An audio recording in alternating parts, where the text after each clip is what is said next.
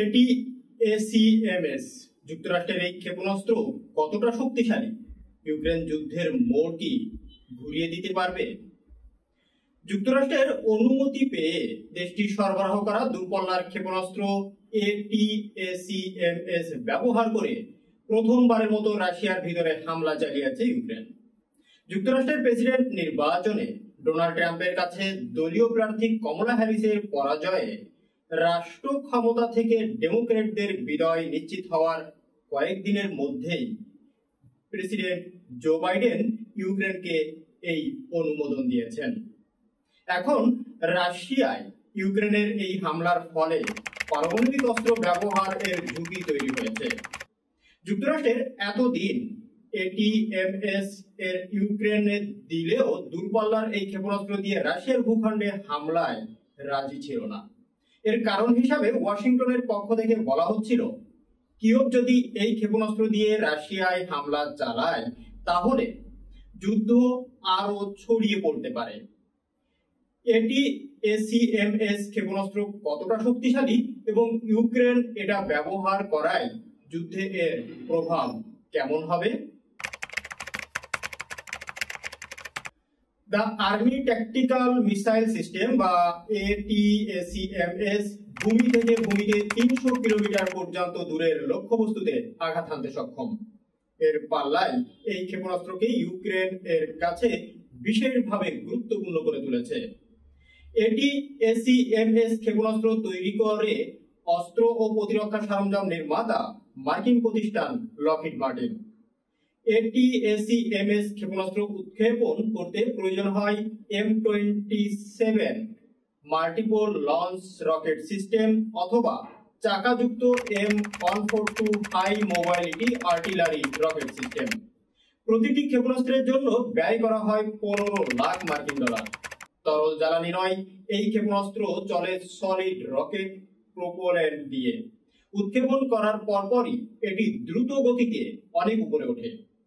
বায়ুমণ্ডলে পথ পাড়ি দিয়ে দ্রুত গতিতে বাঁক নিয়ে সেটি লক্ষ্যবস্তুর দিকে ছুটে যেতে থাকে। এসব বৈশিষ্ট্য এই ক্ষেপণাস্ত্রকে লক্ষ্যভ্রষ্ট বা ইন্টারসেপ্ট করা বেশ কঠিন করে তোলে। এটিএসিএমএস ক্ষেপণাস্ত্র পৃথক দুই ধরনের বোমা অর্থাৎ ওয়ারহেড বহনে সক্ষম। এর মধ্যে একটি গুচ্ছ বোমা, এক্ষেত্রে একসঙ্গে শত শত বোমা নিয়ে একটি ওয়ারহেড বানানো হতে পারে। এই ধরনের বোমা একটি বড় এলাকা জুড়ে থাকা হালকা সাজোয়া যান ধ্বংস করতে সক্ষম। এর মধ্যে থাকতে পারে ঘাঁটিতে থাকা যুদ্ধবিমান, আকাশ প্রতিরক্ষা ব্যবস্থা ও সেনা ইউনিট। গুচ্ছ বোমা দিয়ে হামলা কার্যকর হলেও এই ধরনের বোমা ব্যবহারে একটি বড় ঝুঁকি আছে, কারণ গুচ্ছ বোমায় থাকা সব বোমা বিস্ফোরিত নাও হতে পারে। এক্ষেত্রে সংঘাত শেষের বহুদিন পরও এই ধরনের বোমা বিস্ফোরণের ঝুঁকি থেকে যায়। দ্বিতীয় ক্ষেত্রে অনেক নয়, থাকে একটি বোমা। এক্ষেত্রে উচ্চমাত্রার বিস্ফোরক দিয়ে 225 কেজি ওজনের একটি বোমা দিয়ে হামলা চালানো হয়। এই ধরনের বোমা শত শত সামরিক স্থাপনা ও বড় ধরনের অবকাঠামো ধ্বংস করতে পারে। কয়েক দশক ধরে যুদ্ধে এটিএসিএমএস ক্ষেপণাস্ত্রের ব্যবহার হচ্ছে। 1991 সালে উপসাগরীয় যুদ্ধের সময় প্রথমবারের মতো এই ধরনের ক্ষেপণাস্ত্রের ব্যবহার দেখে বিশ্ব।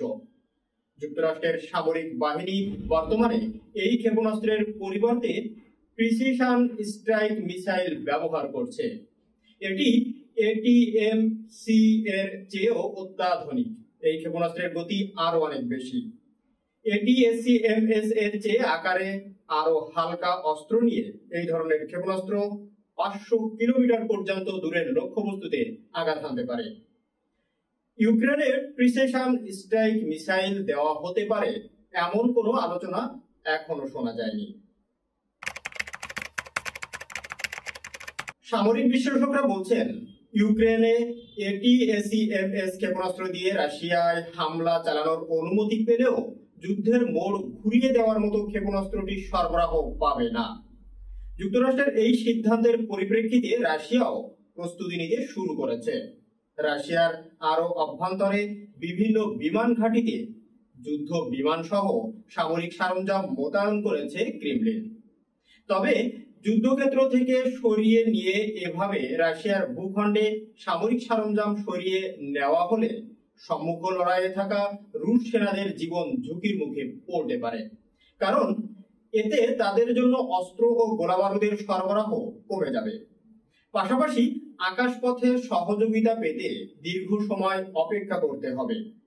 যুদ্ধক্ষেত্রে থাকা রুশ সেনাদের আর ইউক্রেনের উত্তরে দেশটির ভূখণ্ড দখল করে চলছে রুশ বাহিনী। পাশাপাশি অস্ত্র ও গোলাবারুদ সংকটে ইউক্রেনীয় বাহিনীর মনোবলও কিছুটা ভেঙে পড়েছে।